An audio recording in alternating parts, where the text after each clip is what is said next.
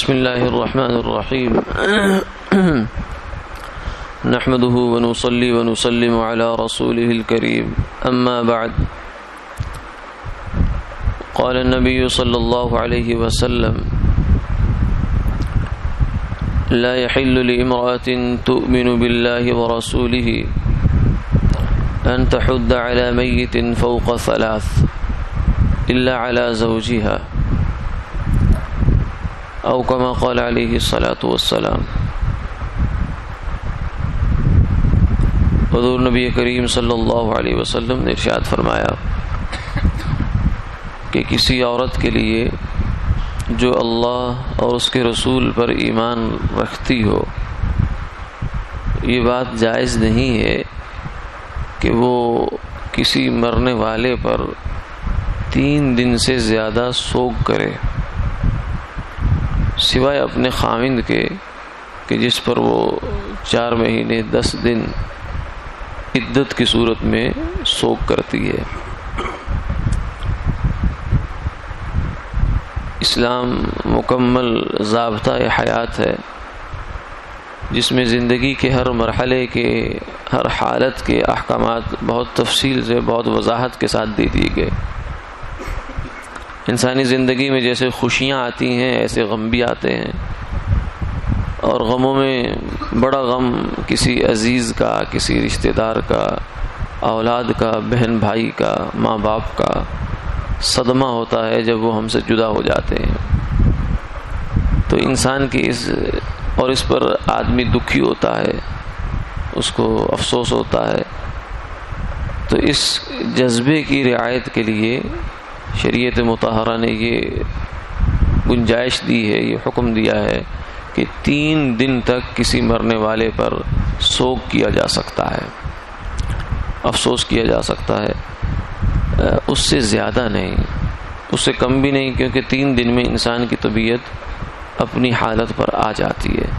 اس کے بعد فرمایا کہ اب غم کو تازہ نہ کرو، بس اپنے اپنے کام کاج میں لگ جاؤ، اپنی نارمل زندگی گزارنی شروع کر دو، کیونکہ غم کو بار بار کریدنا اور تازہ کرنا یہ ایسے ہی ہے جیسے انسان کو کوئی زخم لگ جائے اور وہ اس کو ٹھیک نہ ہونے دے، جب بھی ٹھیک ہونے پہ آئے تو اس کو دوبارہ کرید کر دوبارہ تازہ کر دے، دوبارہ زخم ہرا کر دے، تو یہ انسان کے لیے بہت نقصان دہ چیز ہے۔ تو اسی طریقے سے غم کو دوبارہ تازہ کرنا، تعزیت کہتے ہیں تسلی دینے کو، تو تعزیہ کا مطلب بھی تسلی ہے، نہ کہ غم کو تازہ کرنا۔ یعنی جب بھی انسان کسی کے پاس جائے تعزیت کے لیے تو اسے چاہیے کہ ایسی باتیں نہ کرے جس سے میت کے اہل خانہ کو اور اس کے رشتہ داروں کو اور زیادہ تکلیف ہو، غم کے اندر وہ چلے جائیں، ایسی باتیں نہیں کرنی چاہیے، بلکہ انہیں تسلی کے کلمات کہنے چاہیے کہ اللہ کی مرضی اس میں ہے، وہ یہاں سے اچھی جگہ پہ چلا گیا، ہم نے بھی وہیں جانا ہے، انا للہ و انا الیہ راجعون۔ تو بہرحال 3 دن کے بعد فرمایا سوگ کی اجازت نہیں ہے۔ ہاں، عورت بیوی جو ہے وہ خاوند کی میت پر، خاوند کی وفات پر 4 مہینے 10 دن تک عدت گزارے گی، جس میں وہ زینت بھی ترک کرے گی، زیب و زینت اختیار نہیں کرے گی۔ اس کے علاوہ کسی کے لیے، چاہے عورت ہو چاہے مرد ہو، 3 دن سے زیادہ کا سوگ کا تصور نہیں ہے،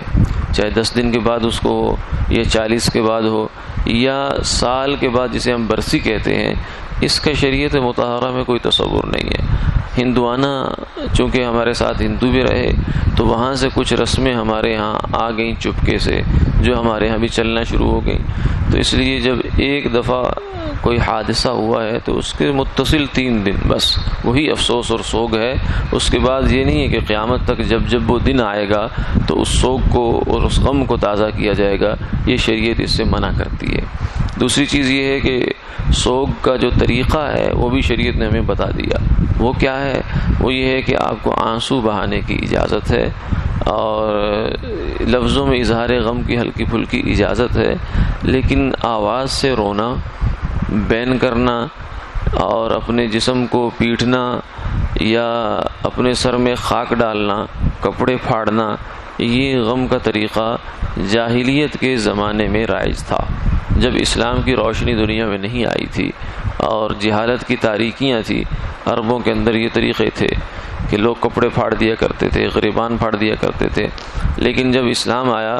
تو سرکار دو عالم صلی اللہ علیہ وسلم نے فرمایا لیس منا من ضرب الخدود وشق الجیوب ودعا بدعوى الجاہلیہ،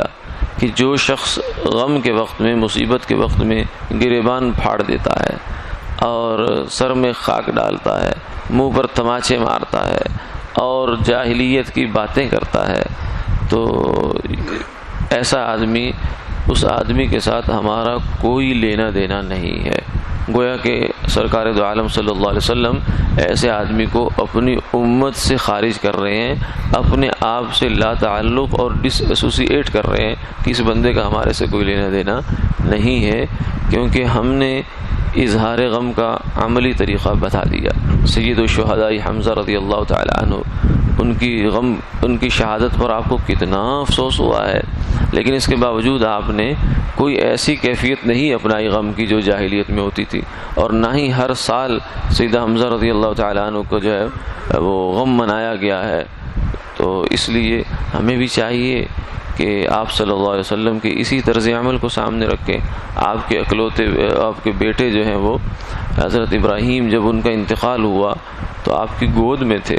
لیکن آپ کی آنکھوں سے آنسو جاری تھے، اور آپ نے فرمایا زبان سے، اے ابراہیم ہم تیرے جانے پر غمگین ہیں، مگر زبان سے وہی کہیں گے جو ہمارے اللہ کو پسند ہے، اور وہ کیا ہے؟ انا للہ و انا الیہ راجعون، کہ غم کو ہضم کر جانا، اس پر صبر کر جانا، اور اللہ سے اجر کی امید رکھنا۔ وآخر دعوانا